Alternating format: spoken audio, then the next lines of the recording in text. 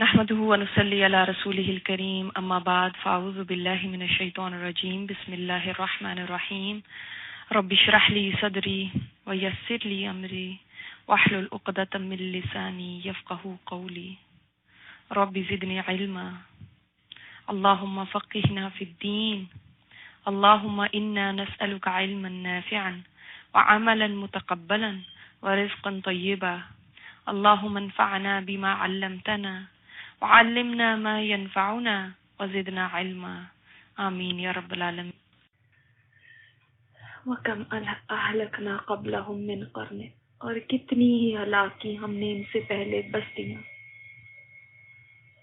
کون سی بستیاں، کیسی تھی وہ؟ ہم اشد منہم بطشاً، وہ بہت زیادہ شدید تھیں پکڑ میں، یعنی بہت بڑی بڑی قومیں گزری، بہت بڑے بڑے نام ہیں جن کے آج تک دنیا ان کو یاد کرتی ہے۔ ان کی بنائے ہوئے جو ان کی تعمیرات ہیں وہ آج تک کھڑی ہوئی ہیں۔ بڑی شدید قومیں تھیں اور پکڑ میں بڑی شدید تھی، یعنی اتنی طاقتور تھی جب کسی کو پکڑتی تھی تو بہت طاقت کے ساتھ حملہ کرتی تھی۔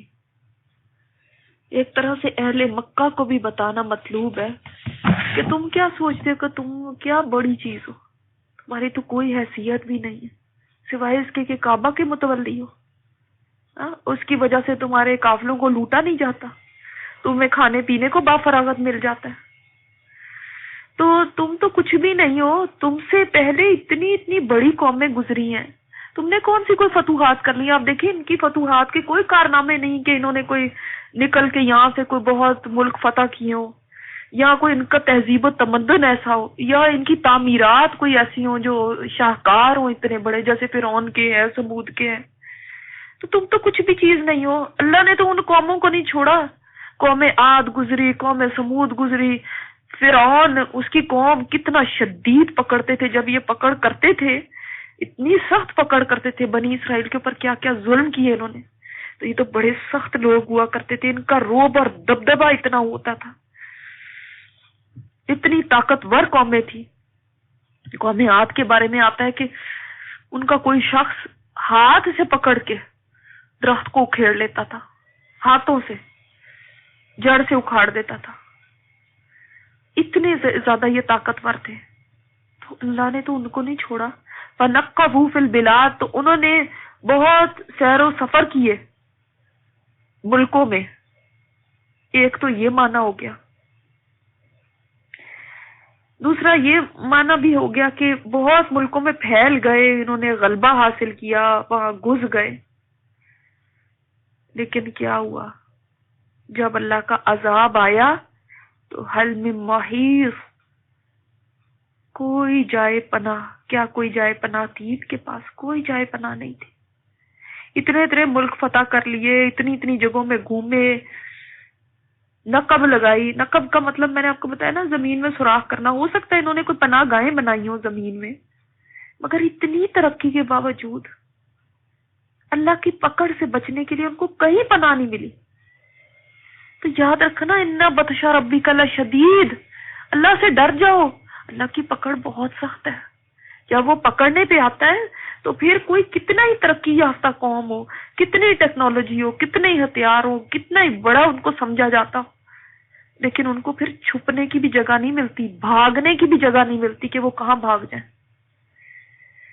اِنَّ فِي ذَلِكَ لَذِكْرَىٰ، اس میں البتہ نصیحت ہے، اس میں بہت بڑی نصیحت ہے۔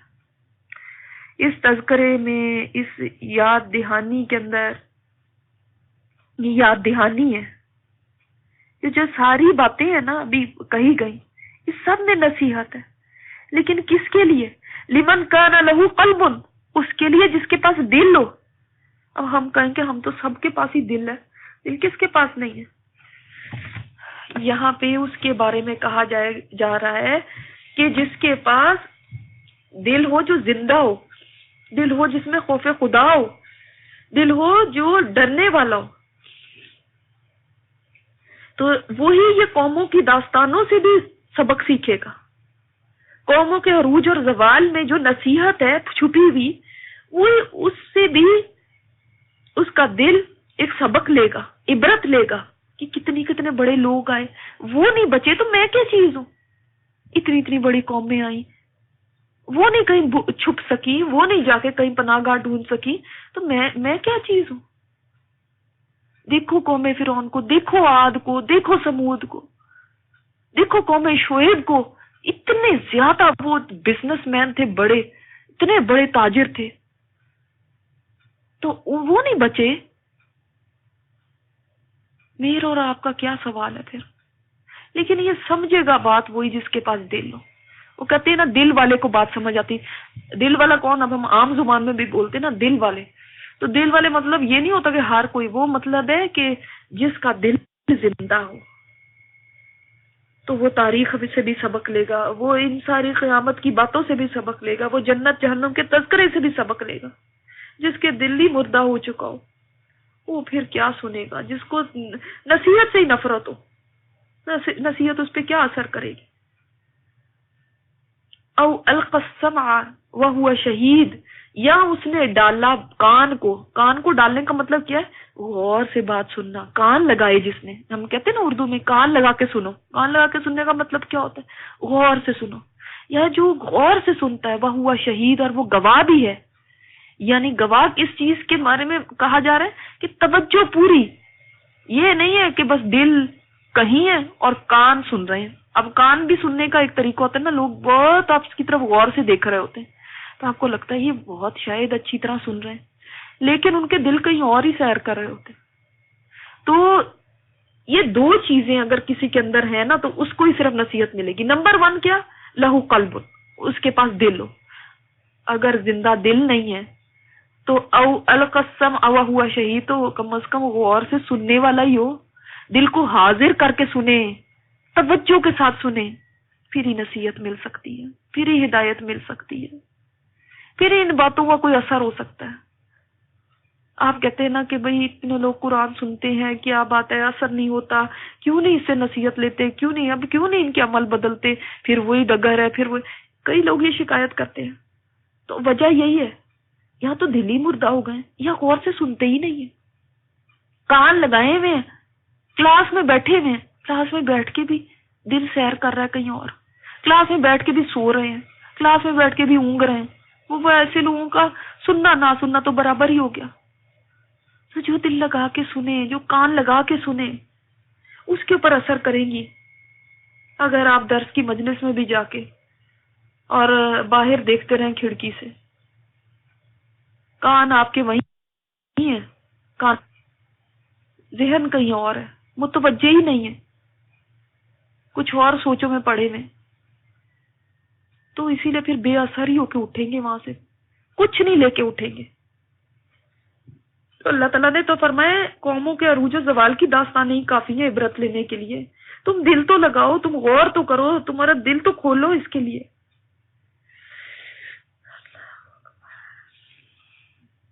وَلَقَدْ خَلَقْنَا السَّمَاوَاتِ وَالْأَرْضَ وَمَا بَيْنَهُمَا فِي سِتَّةِ أَيَّامٍ۔ اب دیکھیں یہ سورت کا اختتام ہو رہا ہے نا، اینڈ کی طرف جا رہی ہے سورت۔ تو اب دوبارہ آپ دیکھ رہے ہیں نا آیت نمبر 36 سے کہ اب قوموں کا بھی ذکر جیسے پہلے آیا تھا، پچھلے آپ نے سبق کے اندر پڑھا ہے نا، قوم عاد، قوم نوح، قوم لوط، اور ان سب کا پیچھے آیا ذکر ایک ایک نام لے کر۔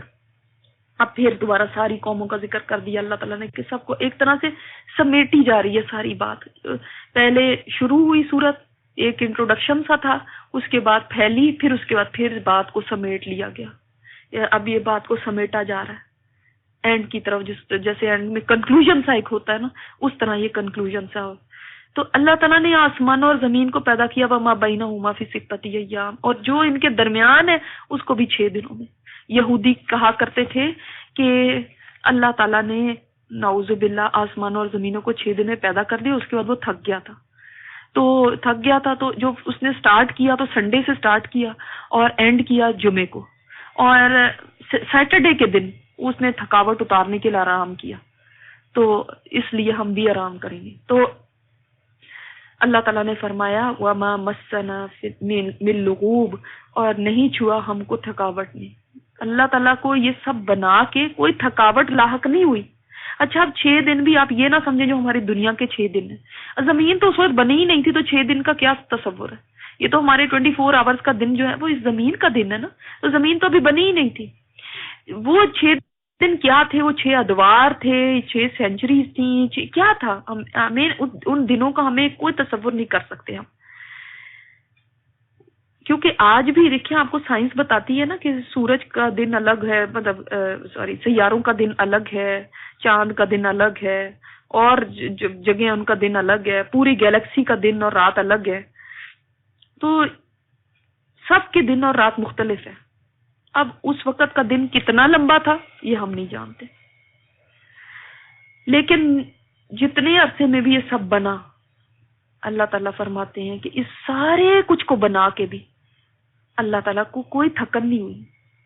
تو ایک تو یہودیوں کا بھی رد ہو گیا کہ یہ جو تم آرام کی بات کرتے ہو ایسے کوئی بات نہیں. دوسرا یہ بھی کہ اللہ تعالیٰ کو پھر دوبارہ اٹھانے میں کون سی تھکاوٹ ہو جائے گی؟ اگر پہلی دفعہ اتنا کچھ بنانے میں نہیں تھکاوٹ ہوئی تو دوبارہ تو پھر اسی چیز کو دوبارہ کھڑا کرنا ہے، تو اس میں کہاں سے تھکاوٹ ہو جائے گی؟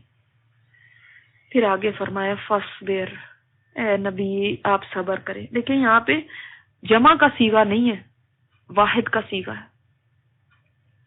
اے نبی آپ صبر کیجئے. کس چیز پہ صبر کریں؟ اب یہ واحد کا صیغہ اسی لیے ہو رہا ہے کیونکہ اب صورت اینڈ ہو رہی ہے.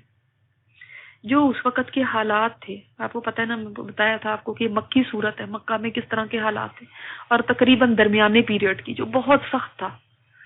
اب اس وقت جو دشمن باتیں کرتے تھے، جس طرح ٹارچر کرتے تھے، جو ان کی زیادتیاں ہوتی تھی، جو مسلمان ہو رہے تھے، نئے نئے مسلمان ہوتے تھے، ان کے اوپر کس طرح سے ظلم ڈھایا جاتا تھا، آپ صلی اللہ علیہ وسلم کو خود کس طرح اذیتیں دی جاتی تھی،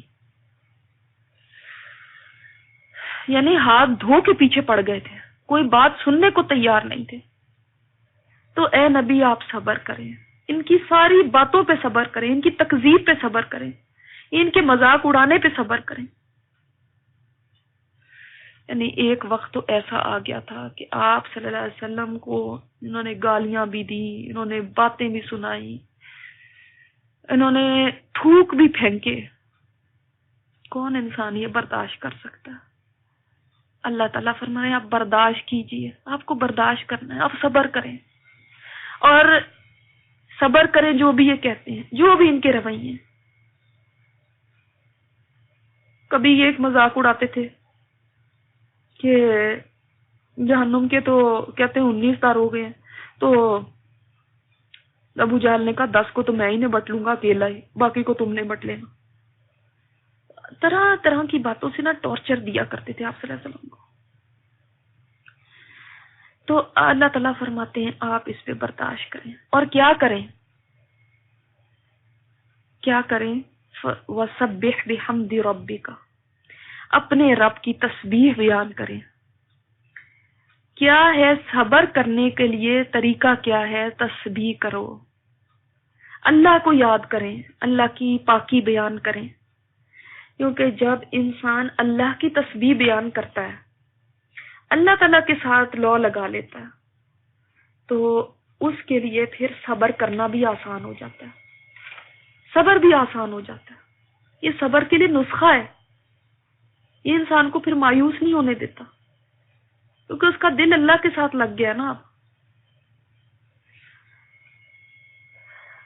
جس کو رب مل جائے پھر اس کے لیے پھر کیا احساس محرومی اور کیا پھر تکلیفیں کسی کی. تو آپ تسبیح کریں اس کی حمد کے ساتھ. کب کب کریں؟ قبل طلوع الشمس و قبل الغروب، طلوع شمس سے پہلے، یعنی کون سا ٹائم ہے؟ فجر کے وقت، وقبل الغروب، اور غروب سے پہلے. اور یہاں پہ یہ بھی مفسرین کہتے ہیں کہ اس سے مراد ہے نماز، کہ آپ نماز ادا کیجیے. آپ کو پتہ ہے نا ابھی نماز تو فرض نہیں ہوئی تھی، نماز تو 5 وقت کی نمازیں تو معراج پہ جا کے فرض ہوئی. تو نماز تو تھی لیکن اس طرح سے اوقات ایسے نہیں تھے کہ 5 وقت کی نماز ہو. تو اللہ تعالیٰ نے فرمایا کہ آپ تسبیح کریں، یعنی نماز ادا کریں فجر کے وقت بھی، اور قبل الغروب، اور غروب ہونے سے پہلے سورج یعنی جو عصر کا ٹائم ہے. وَمِنَ اللَّيْلِ فَسَبِّحْهُ، اور رات میں سے پس تسبیح کرو اس کی، یعنی عشاء کا وقت ہو گیا یا مغرب کا وقت ہو گیا، تہجد بھی اس میں مراد لے سکتے ہیں۔ وَأَدْبَارَ السُّجُودِ، اور سجدوں کے پیچھے، سجدوں کے پیچھے یعنی کیا؟ سجدوں کے بعد، نماز کے بعد کی جو تسبیح ہے، نماز کے بعد بھی تسبیح کیا کریں۔ اور اس سے یہ بھی مراد ہو سکتا ہے کہ فرض نماز کے بعد آپ نفل ادا کریں، یہ بھی مراد ہو سکتی۔ تو سجدوں کے بعد بھی آپ یعنی نماز ادا کیجئے، فرض نماز کے بعد بھی نفلی نماز ادا کیجئے۔ تو اللہ تعالیٰ نے یہ اوقات بتا دیے کہ ان اوقات میں خاص طور پہ اللہ کا بہت زیادہ ذکر کریں، صبر کریں، اور صبر کے لیے یہ ایک بہت ہی کارآمد نسخہ ہے۔ جو صبر کرنا چاہتا ہے کہ وہ اس وقت میں نماز کا بھی اہتمام تو کرنا ہی ہے، لیکن ساتھ ساتھ تسبیحات۔ آپ صلی اللہ علیہ وسلم کے پاس صحابہ بیٹھے ہوئے تھے، تو آپ صلی اللہ علیہ وسلم نے فرمایا ان قریب تم اپنے رب کو اس طرح دیکھو گے جیسے تم چاند کو دیکھ رہے ہو، اور تمہیں اس کو دیکھنے میں کوئی تکلیف نہیں ہوگی۔ بس اگر تم سورج طلوع ہونے سے پہلے اور غروب ہونے سے پہلے نماز پڑھنے میں کسی سے مغلوب نہ ہو تو ایسا کر لو۔ پھر آپ نے یہ آیت تلاوت فرمائی، سبح وسبح بحمد ربک، یعنی اگر اللہ کو دیکھنا ہے نا، اس کا دیدار کرنا ہے، تو اس وقت کی نمازوں کی حفاظت کی جائے۔ اور قبل طلوع الشمس سے نماز فجر سے پہلے کی سنتیں بھی لی گئیں، قبل الغروب سے پہلے مغرب کی نماز سے پہلے کی جو 2 سنتیں ہیں وہ بھی لی گئیں، کہ مغرب کی نماز کی آپ کو پتہ ہے نا، فرض ادا کرنے سے پہلے بھی 2 سنتیں، یعنی آپ صلی اللہ علیہ وسلم کے اصحاب میں سے صحابہ جو تھے وہ مغرب سے پہلے 2 رکعت نماز پڑھتے۔ مغرب سے پہلے کا مطلب کہہ رہی ہوں مغرب کی نماز سے پہلے، مغرب کی اذان ہو جائے اس کے بعد 2 رکعت فوری طور پہ پڑھنی، اور اس کے بعد پھر مغرب کی جماعت کھڑی ہوتی۔ یعنی حضرت انس فرماتے ہیں کہ ہم مدینہ میں تھے جب مؤذن مغرب کی اذان دیتا تھا تو صحابہ جلدی سے مسجد کے ستونوں کے پیچھے جاتے تھے اور 2 رکعت نماز پڑھتے تھے، اور اس قدر لوگ یہ 2 رکعت نماز پڑھتے تھے کہ کوئی مسافر مسجد میں آتا تو یہ سمجھتا تھا شاید جماعت ہو چکی ہے، شاید جماعت کے یعنی فرض نماز کے بعد کی یہ 2 سنتیں پڑھ رہے ہیں۔ یہ صحیح مسلم میں روایت ہے۔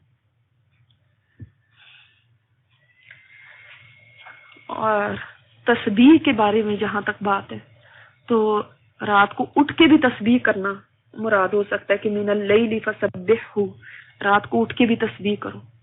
عشاء کی نماز تو ہو ہی سکتی ہے، رات کو اٹھ کے بھی تسبیح کرو، جیسے آپ کو میں بتا بھی چکی ہوں کہ آپ صلی اللہ علیہ وسلم نے فرمایا جس نے رات کو اٹھ کے یہ کلمات پڑھے، لا الہ الا اللہ وحدہ لا شریک لہ لہ الملک ولہ الحمد وہو علی کل شیء قدیر، الحمد للہ وسبحان اللہ ولا الہ الا اللہ واللہ اکبر ولا حول ولا قوة الا باللہ، پھر اس کے بعد اس نے کہا اللہم اغفر لی، اے اللہ مجھے بخش دے، یا کوئی بھی اور دعا کی، تو اللہ تعالیٰ اس کی دعا کو قبول کرتے۔ تو یہ رات کی تسبیح ہے، رات کی دعا ہے، رات کے اوقات میں بھی کرو۔ وَاسْتَمِعْ، اور سنو، یوم ینادی المنادی من مکان قریب، جس دن منادی دینے والا ندا دے گا، جس دن پکارنے والا پکارے گا قریب سے۔ یہ کون ہے منادی دینے والا؟ یعنی جو بھی فرشتہ ہوگا، اسرافیل علیہ السلام بھی ہو سکتے کہ وہ قریب سے ہی جب سور پھونکا جائے گا، یعنی تو سور کی آواز ایسے لگے کہ بالکل قریب سے آ رہی ہے، جب وہ منادی دینے والا بہت قریب سے آواز دے گا، اتنی زوردار آواز ہوگی، وہی تو سور ہے جس کو جس کی وجہ سے لائف ختم ہو جائے گی، صرف اس کی ساؤنڈ کی انٹینسٹی کی وجہ سے ہر چیز درہم برہم ہو جائے گی، ساری کائنات ختم ہو جائے گی۔ آج سائنس بتاتی ہے نا ساؤنڈ ویوز کا بھی انسان کے اوپر اثر ہوتا ہے، اور ساؤنڈ ویوز میں بھی انرجی ہے، اس وقت ان کو پتہ ہی نہیں تھا۔ ساؤنڈ بھی بہت زیادہ اگر اس کی ہو جائے، یعنی کیا جو بھی اس کا یونٹ، مجھے اب بھول گیا کہ کیا ساؤنڈ کا یونٹ ہوتا ہے، تو اسے بڑھ جائے تو انسان کا دل پھٹ جاتا ہے. تو اس وقت جب پہلا سور پھونکا جائے گا، اب وہ پتہ ہے نا نفخہ سور بھی جو ہے وہ کہیں پہ ہے 3 ہے، کہیں پہ 2 بھی آتے ہیں.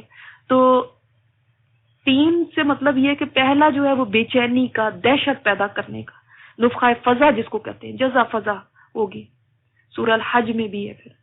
پھر نفخہ موت، کہ اس سے ساروں کو موت آ جائے. پھر تیسرا نفخہ وہ ہے جس سے سارے لوگ اٹھ کے کھڑے ہو جائیں. تو وہ جو آواز ہوگی نا، وہ جو سور کی آواز ہوگی اتنی شدید ہوگی کہ ایسے لگے گا سر کے اوپر کھڑا ہو کے کوئی سور پھونک رہا ہے. اس وقت کیا ہوگا؟ یوم یسمعون الصیحۃ بالحق، جس دن سنیں گے چیخ کو، اس صیحہ کو، اس چنگھاڑ کو، اس آواز کو، بالحق، حق کے ساتھ. موت بھی حق لے کر آ گئی اور یہ بھی حق لے کے آ گیا. کیا مطلب ہوا؟ یعنی جب موت آئی تھی اس وقت بھی سارا حق نظر آ گیا تھا نا. اور دوسرا حق یہ ہے کہ قیامت جب آ جائے گی، اب سور پھونک دیا جائے گا، سارا حق نظر آ جانا ہے، ساری آنکھوں کے پردے آگے سے ہٹ جائیں گے، سب کچھ آگے نظر آنے لگے گا.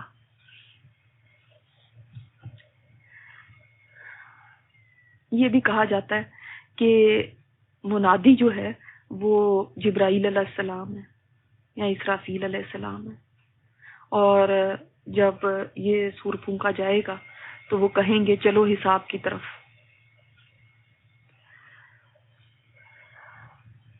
اور یہ بھی اسے کہا گیا ہے کہ کفار کی چیخو پکار اتنی زیادہ ہوگی کہ ایسے لگے گا قریب کی جگہ سے ہائے عذاب، ہائے موت، اور اس طرح کی چیخیں ہوں گی.